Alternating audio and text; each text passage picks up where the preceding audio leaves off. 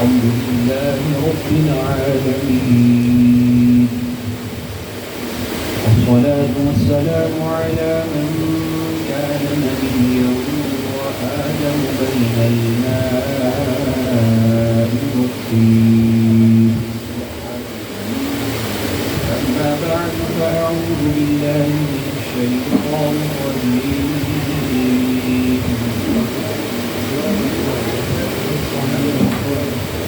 بسم الله الرحمن الرحيم.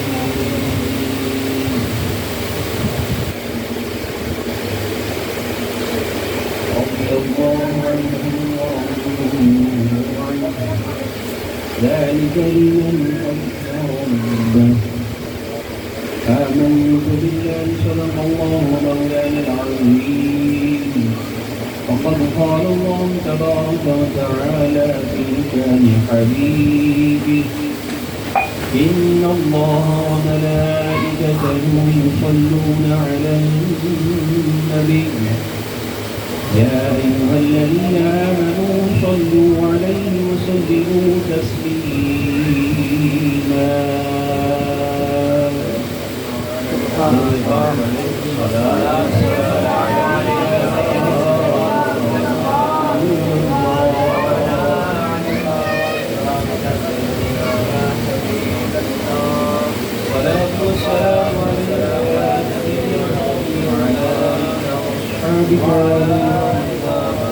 الصلاة والسلام عليك يا رسول الله وعلى آلك وأصحابك يا رحمة للعالمين.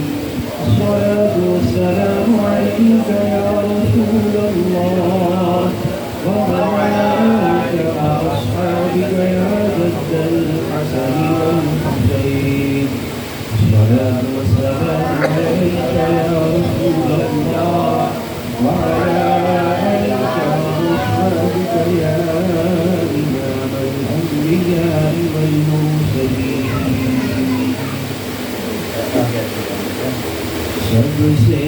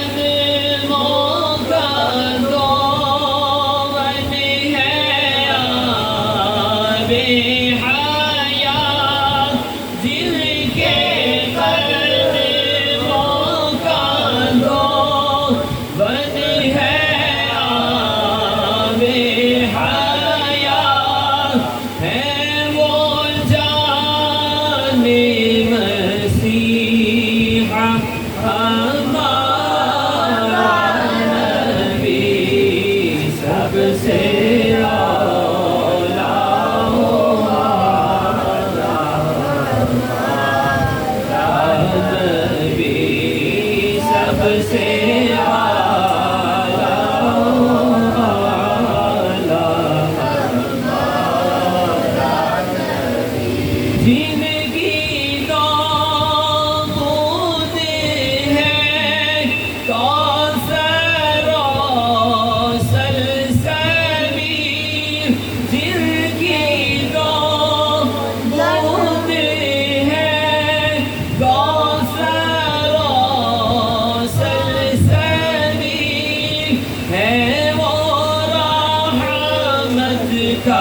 قدریا ہمارا نبی سب سے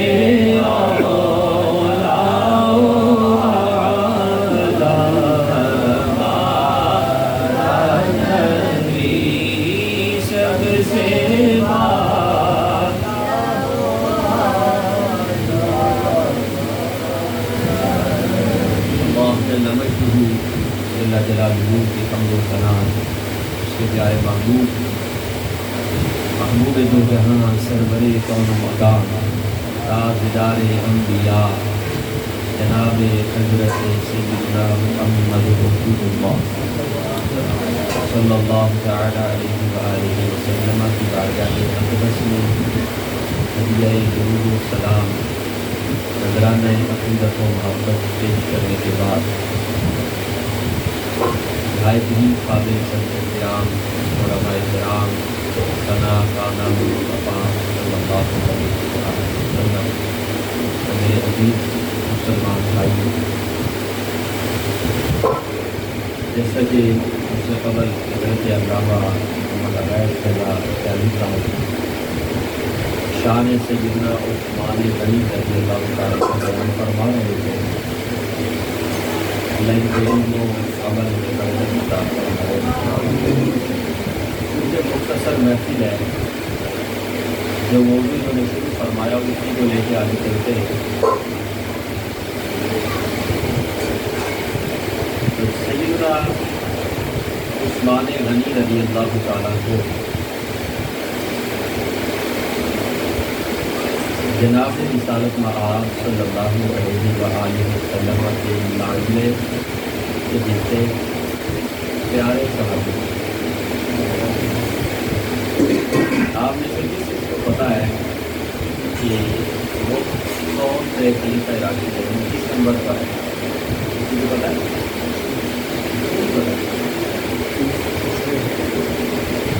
تیسرے نمبر۔ آپ کو پتہ ہے میں نے ابھی کیا پوچھا؟ سو رہے ہیں کیا؟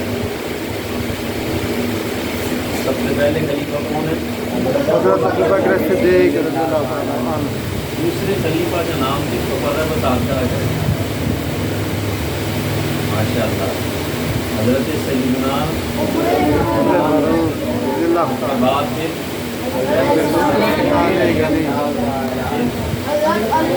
مولا علی رضی اللہ تعالیٰ عنہ کو۔ تو ذکر خیر چل رہا ہے، علامہ صاحب نے جو گفتگو فرمائی ہے وہ کس کے بارے میں فرمائی ہے؟ ماشاء اللہ، جا رہے ہیں بچے، جا رہے ہیں، بڑوں کی بیٹھے بڑے بڑے شرما رہے ہیں، جا کر بے وقت ہو کر بیٹھے ہیں۔ جب اللہ کے نیک بندوں کا ذکر ہوتا ہے، فرمایا ذکر صالحین تنزل الرحمہ، نیک لوگوں کا جب ذکر ہوتا ہے تو اللہ کی رحمتیں برستی ہیں۔ اللہ کی رحمتیں برس رہی ہیں۔ 2-4 گھنٹے کی تقریر ہے نہیں، 15-20 منٹ کی ہوگی، تو 15-20 منٹ ذرا چاہ کو شمند ہو کر بیٹھے محبت کے ساتھ بیٹھے۔ اردو سمجھ آ رہی؟ اردو کی سمجھ آتی ہے سب کو؟ ہم صاحب نے پنجابی میں خطاب کیا ماشاء اللہ، اردو کی پتہ نہیں کسی کو سمجھ آئے کہ نہیں آئے، میرے کو پنجابی میں نہیں بتا۔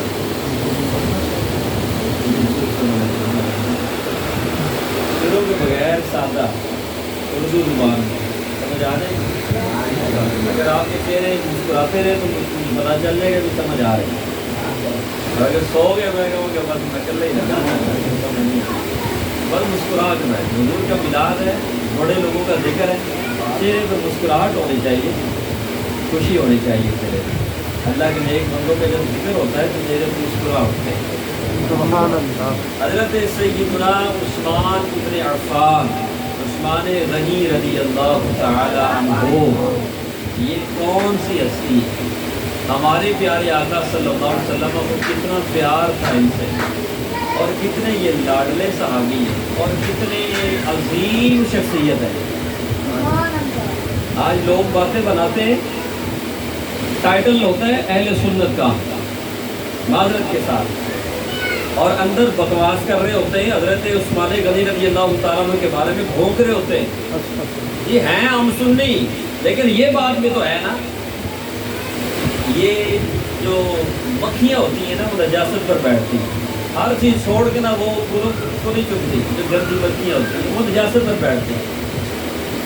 یہ بات ذہن میں رکھ لیں، ذہن نشین کر لیں اور پکا عقیدہ بنا لیں کہ ہر وہ ہستی، ہر وہ ذات، ہر وہ چیز جس کی نسبت رسول اللہ صلی اللہ علیہ وسلم سے ہے، یہ عقیدہ رکھیں، جس کی نسبت ہمارے نبی صلی اللہ علیہ وسلم سے ہے، اور جس کی عظمت بیان کی ہمارے پیارے محبوب صلی اللہ علیہ وسلم نے، وہ ہمیشہ باعزت ہے، سبحان اللہ، وہ ہمیشہ عظمت والا ہے، وہ ہمیشہ شان والا ہے۔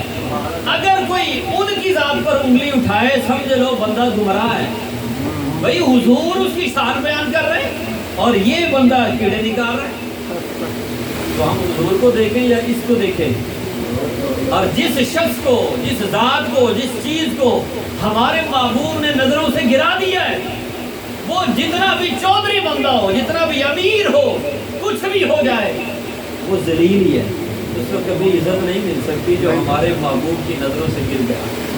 اب دیکھتے ہیں حضرت عثمان غنی رضی اللہ تعالیٰ عنہ، حضور کی نظر میں ان کا کیا مقام تھا؟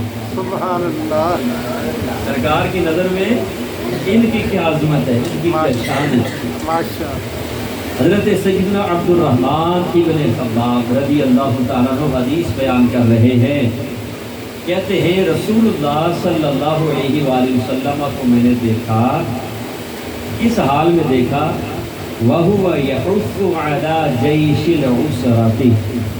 عربی اس لیے پڑھتا ہوں کہ عربی زبان کی تاثیر اپنی، ماشاء اللہ، وہ جو حضور کی زبان سے لفظ نکلے، وہ جو صحابہ کی زبان سے نکلے، بھی میرے لفظوں میں کیا تاثیر ہے، میں جو بھی کہتا رہوں آپ پہ شاید اثر نہ ہو، لیکن جو سرکار کی زبان سے لفظ نکلے ہوں، جو صحابہ کی زبان سے نکلے ہوں، وہ پھر مومن بندے پر اثر کرتے ہیں۔ الحمدللہ ہم ایمان والے۔ تو حضرت عبد الرحمن ابن خباب فرماتے ہیں جیش العسرہ، یہ غزوہ تبوک کو بھی کہا جاتا ہے جیش العسرہ، بڑی اس وقت ظاہری طور پر تنگدستی تھی، مال و اسباب کی ظاہری طور پر کمی تھی، گھوڑے نہیں تھے، لشکر جانا تھا جہاد پر، کھانے پینے کا ظاہری طور پر اسباب نہیں تھے، تو رسول اللہ صلی اللہ علیہ وسلم ممبر اقدس پر جلوہ افروز ہو گئے اور رحمت دو عالم صلی اللہ علیہ وسلم نے ترغیب دلائی۔ کیا ترغیب دلائی؟ بڑے غور سے سننا ہے، میں بعد میں سن بھی سکتا ہوں آپ سے، توجہ رکھ کے۔ حضور نے ترغیب دلائی، ممبر اقدس پر جلوہ افروز ہیں ہمارے محبوب، سبحان کیا اللہ، حضور کا ذکر ہو دیوانے جھومتے ہیں، بھائی سبحان اللہ خود ہی کراتی ہے، میرے محبوب ممبر اقدس پر جلوہ افروز ہیں اور ترغیب دلا رہے ہیں۔ حضرت سیدنا عبد الرحمن ابن خباب رضی اللہ تعالیٰ عنہ فرماتے فقام عثمان فقال یا رسول اللہ صلی اللہ علیہ وسلم علی مئات بعیر باحلاسها واقطابها فی سبیل اللہ۔ جب سرکار نے ترغیب دلائی نا تو حضرت عثمان غنی کھڑے ہو گئے، یا رسول اللہ صلی اللہ علیہ وسلم آپ کی زبان سے لفظ نکلے، حضور غلام حاضر ہے، یا رسول اللہ یہ 100 اونٹ مال سے لدے ہوئے، اسباب سے لدے ہوئے حضور میں آپ کے قدموں میں پیش کر رہا ہوں۔ آج ایک اونٹ کی قیمت کتنی ہے کسی کو پتہ ہے؟ اندازہ 5-7 لاکھ تو ہوگی تقریباً، تو 100 اونٹ کی قیمت کتنی ہوگی؟ 7 کروڑ۔ پھر وہ مال سے لدے ہوئے، ایک مرتبہ حضور نے فرمایا، عثمان غنی کھڑے، یا رسول اللہ یہ حضرت قبول فرما لیں۔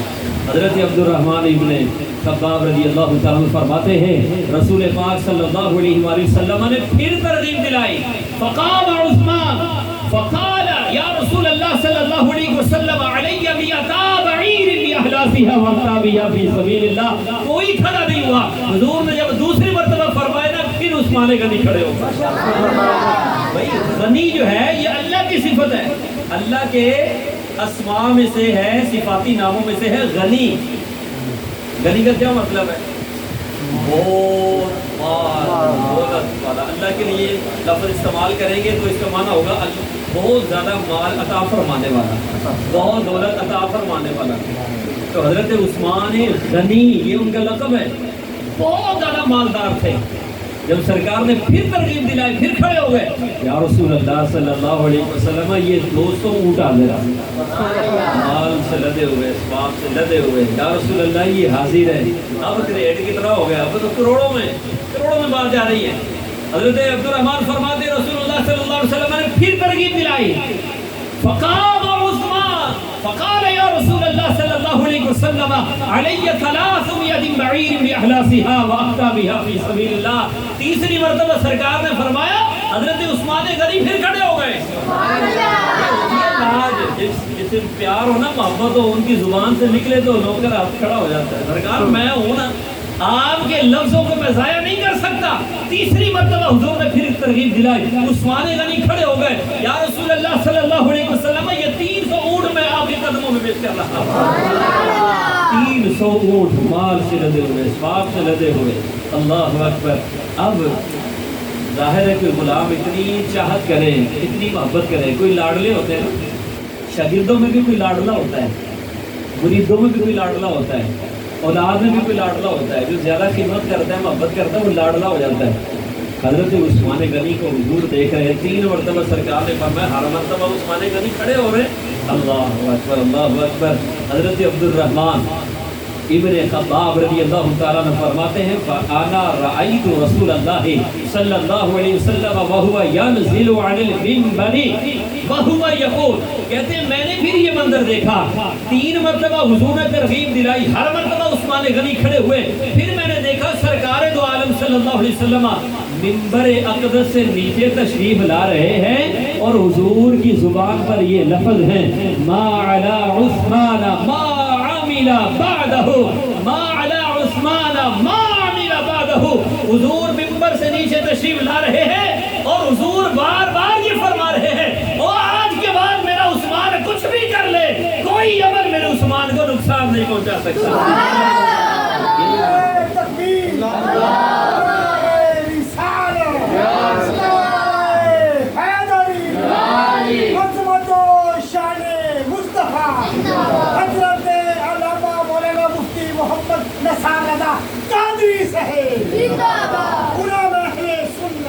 अब हुजूर तो इतनी मोहब्बत फरमा रहे, कोई अमल मेरे उस्मान को नुकसान नहीं पहुंचा सकता।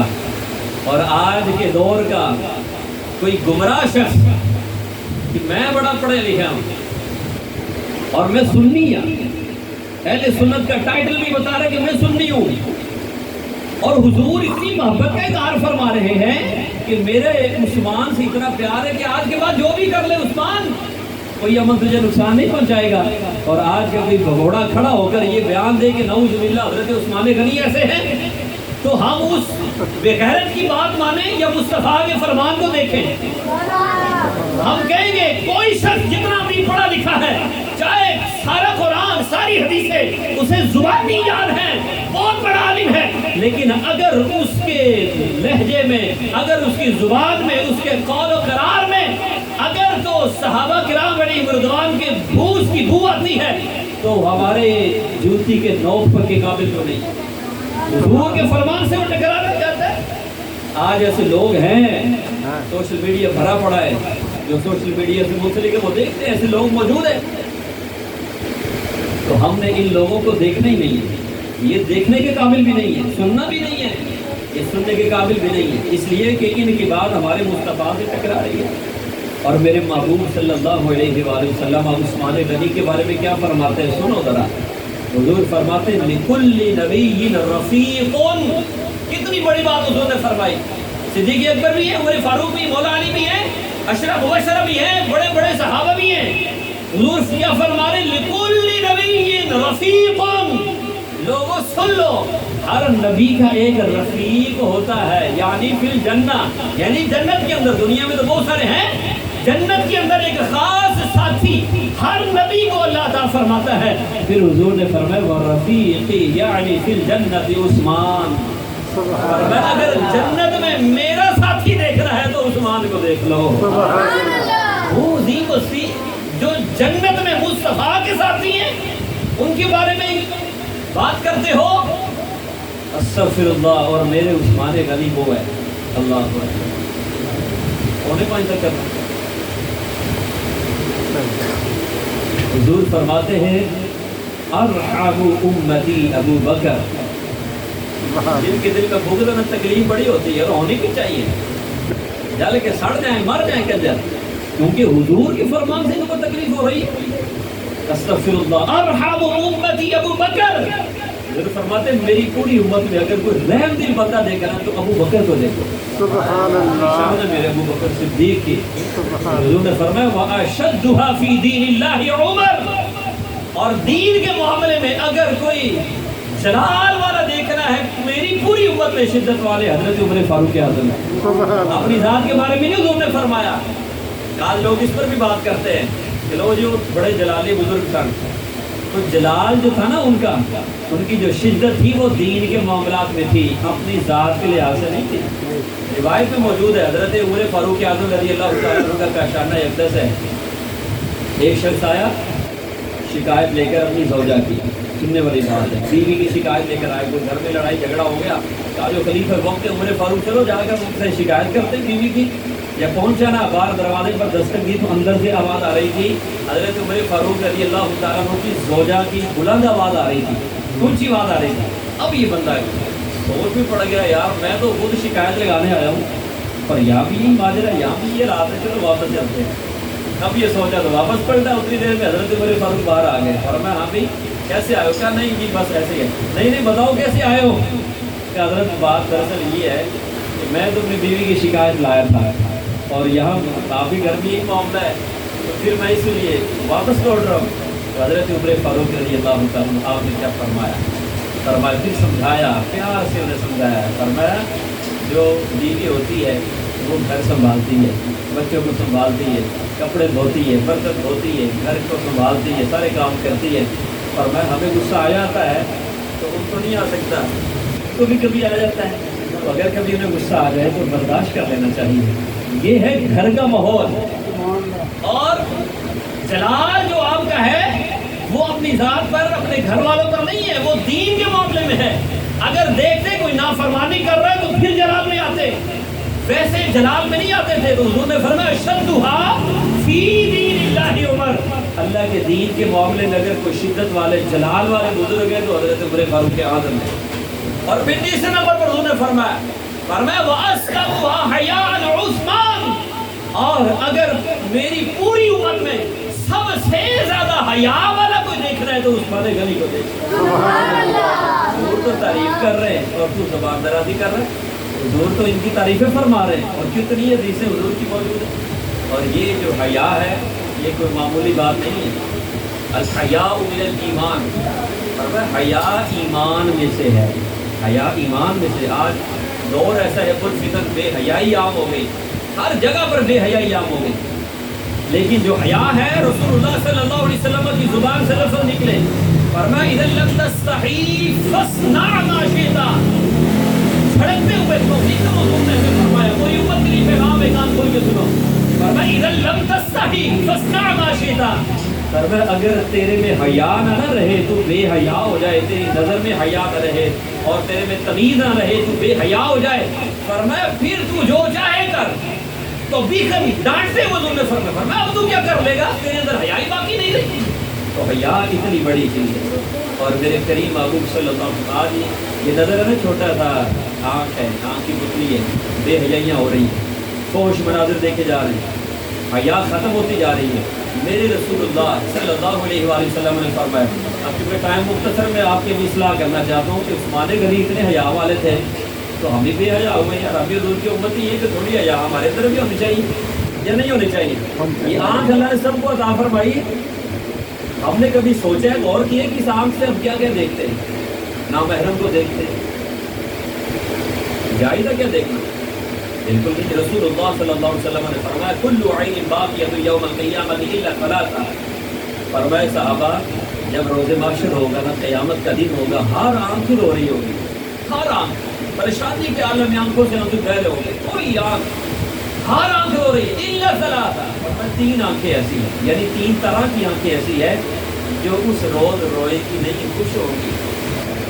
سورج ایک میل کے پاس ہے، زمین تانبے کی، جسم سے پسینہ نکل رہا ہے۔ رسول اللہ صلی اللہ علیہ وسلم فرماتے بندہ آگے دیکھے گا جہنم کے دہتے شعلے آنکھوں کے سامنے ہیں، سیدھی جانب دیکھے گا اعمال نظر آئیں گے، الٹی جانب دیکھے گا اعمال نظر آئیں گے، اور رب اپنے بندے سے فرمائے گا بتا میرے لیے کیا کیا، میں نے تو تمہیں وہ فلاں فلاں فلاں فلاں نعمتیں عطا فرمائی، کچھ میرے لیے بھی کیا؟ بندے کے پاس جواب نہیں ہوگا، اس حالت کے اندر آنکھیں رو رہی ہیں، کیا جواب دے رب کو؟ حضور فرماتے ہیں تین آنکھیں ایسی ہیں جو اس وقت خوش ہوں گی، اور پھر حضور نے تفصیل ارشاد فرمایا غضت عن محارم اللہ، پہلی آنکھ وہ ہے جس نے کسی نامحرم کو نہ دیکھا۔ آج ہم روزانہ دیکھ رہے ہوتے یہ موبائل چھوٹا سا پڑ رہا ہے، ہم نے اپنے بچوں کو لے دیا، اتنی فحاشی اریانی اور بے حیائی ہے اس میں، پرواہ ہی نہیں، خیر ہے دیکھتے رہے، کوئی مسئلہ ہی نہیں ہے۔ تو ہم خود مرتکب ہیں، اپنی اولاد کو خراب کرنے میں بگاڑنے میں ہمارا بہت بڑا ہاتھ ہے، اس لیے کہ ہم خود بھی ایسے، چلو اولاد بھی ہو جائے گی تو خیر کوئی مسئلہ نہیں، لیکن حضور فرماتے غضت عن محارم اللہ، وہ جس نے نامحرم کو دیکھا آنکھ فوراً ہٹا لی یا دیکھا نہیں، فرمایا وہ آنکھ خوش ہوگی۔ اور دوسرا حضور نے فرمایا وعین ساہرۃ فی سبیل اللہ، وہ آنکھ کہ جس نے جاگ کر لشکر اسلام پر پہرا دیا سلطنت اسلامی کے لیے، وہ جاگتی رہی ہے، فرمایا وہ آنکھ بھی روئے گی نہیں، خوش ہوگی۔ اور تیسرا حضور نے فرمایا وعین یخرج منها مثل رأس الذباب من خشیۃ اللہ، ذرا غور کرو ان تین آنکھوں میں کوئی ہماری آنکھ ہے کہ نہیں؟ کیا ہماری آنکھ نامحرم کو دیکھتی ہے کہ نہیں دیکھتی؟ کیا ہم نے کبھی اسلامی لشکر پر پہرا دیا کہ نہیں دیا؟ نہیں دیا۔ تیسرا حضور نے فرمایا وعین یخرج منها مثل رأس الذباب من خشیۃ اللہ، فرمایا یہ جو مکھی کا سر ہوتا ہے چھوٹا سا ہوتا ہے بالکل معمولی سا، فرمایا اگر اللہ کے خوف سے کسی آنکھ سے مکھی کے سر کے برابر آنسو بہ نکلا، فرمایا وہ آنکھ بھی روز معاشر خوش ہوگی۔ کبھی روئے ہو کشید الہی، کبھی روئے ہو اپنے گناہوں کو یاد کر کے کہ بھائی صاف ہی دینا ہے، وہ دن بھی آنے والا ہے، پوچھ پوچھ تو ہونی ہے، میں تو پتہ نہیں کون کون سی حرکتیں کرتا رہا ہوں، یہ سارا کچھ پوچھ پوچھ ہونی ہے۔ تو کبھی سوچا اس بارے میں، کبھی غور کیا، کبھی اللہ کے ڈر سے یہ آنکھ سے آنسو بہا ہے، تو ہم کس ہماری کون سی آنکھ ہے؟ ان تینوں میں کوئی ہے یا نہیں؟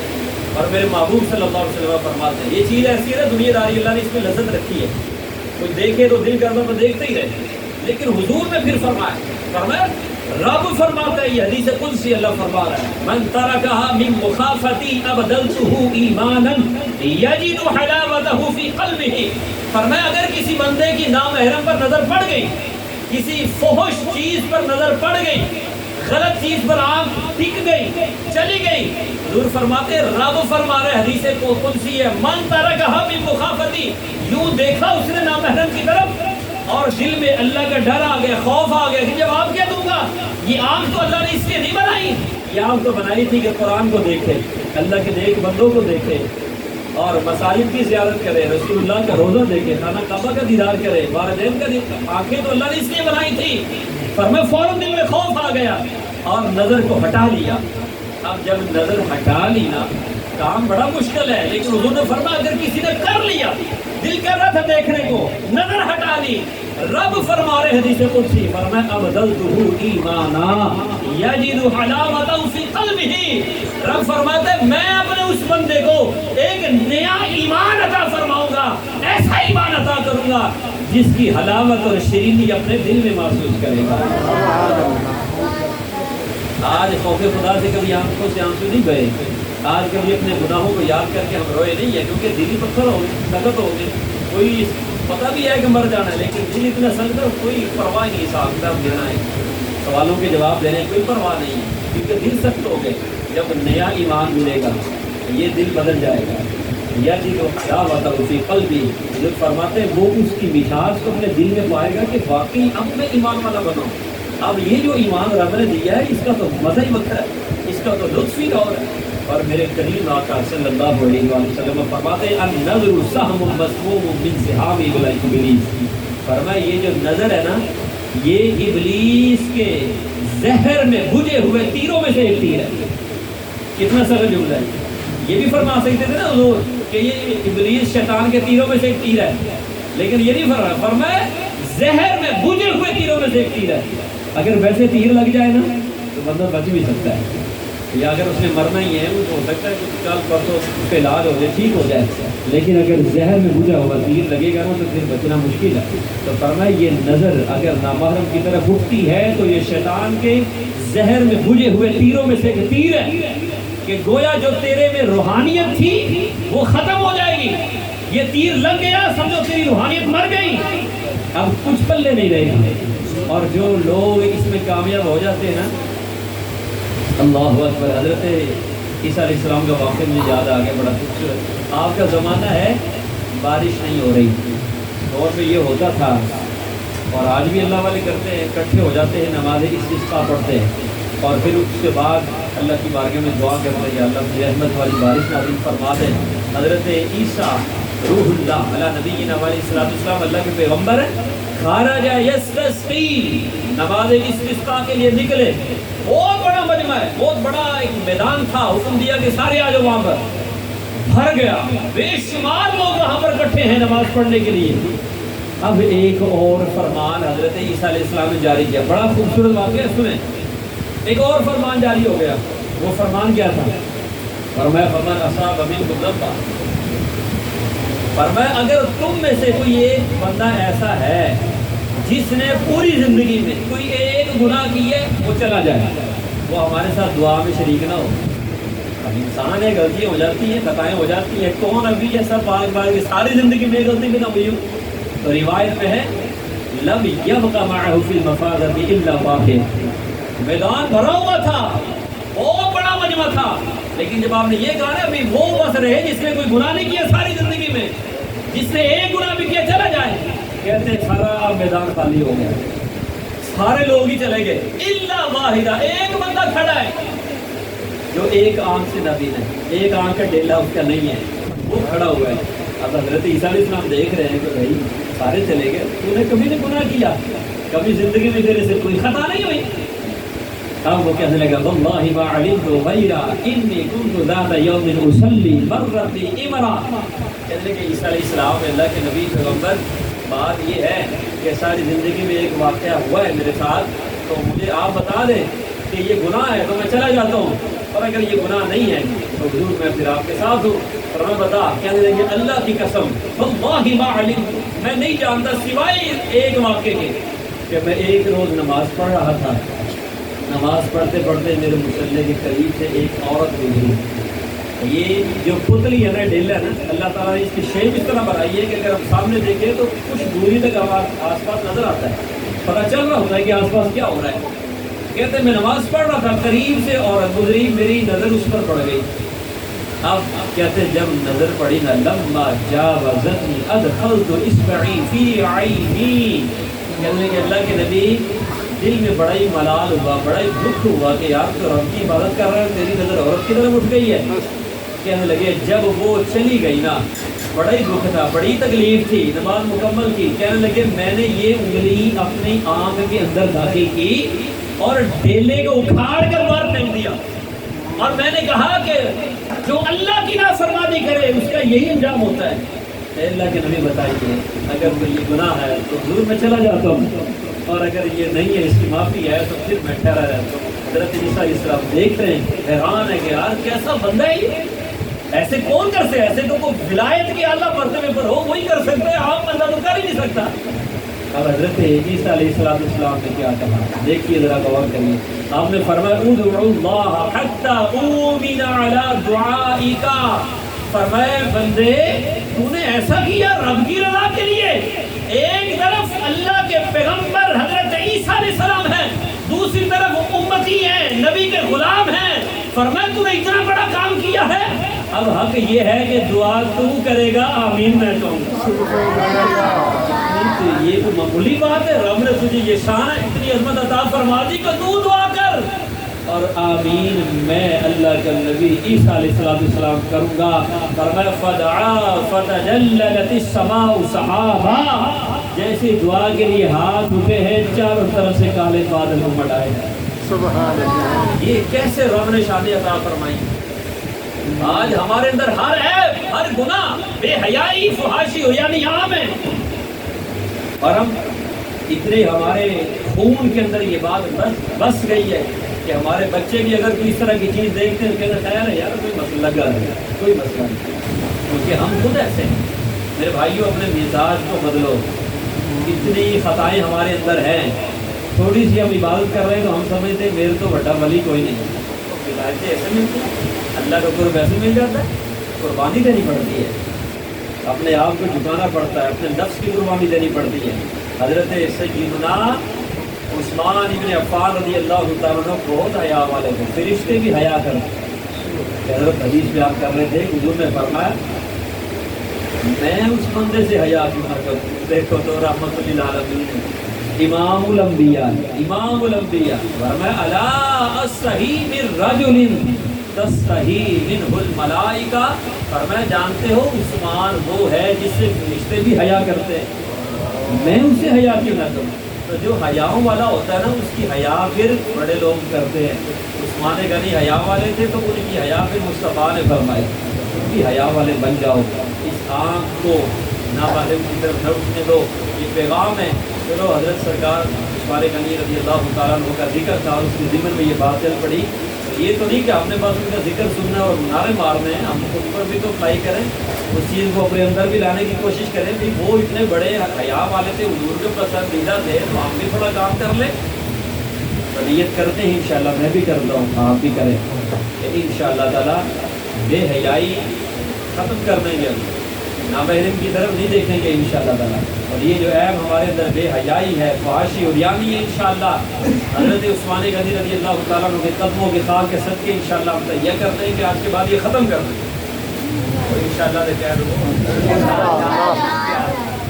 کہیں بھی کرتے انشاءاللہ نہیں کروں، اللہ پاک کرم فرمانے والا ہے۔ مطلب سوچ پہلے یار میرے کو کام پہ ہونا نہیں، میں ابھی انشاءاللہ کوشش کرو، نیت کرو، اللہ مہربانی فرما دیں گے۔ کوشش اور نیت کرتے ہیں کہ برقرار ہوتا ہے۔